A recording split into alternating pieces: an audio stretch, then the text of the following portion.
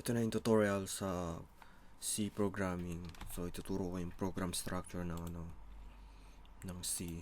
Dapat i-download nyo muna yung code blocks. So explain ko na. Itong nasa taas, ito yung mga processor command. Ito yung kailangan yung include.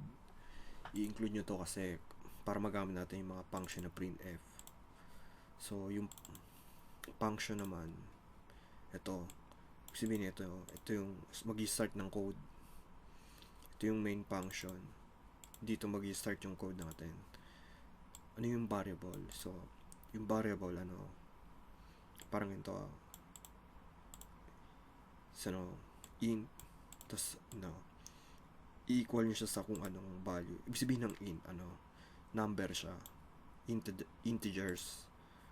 Itong print naman para i-print natin yung function.